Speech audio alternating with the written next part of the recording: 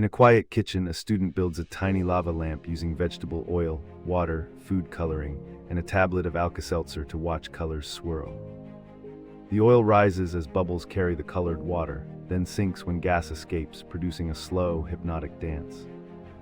This simple chemistry taps into density and immiscibility, showing why oil and water refuse to mix and how carbon dioxide from the tablet fuels bubbles. The scene teaches safety tips, uses common kitchen items, and invites viewers to experiment with different colors and counts of tablets.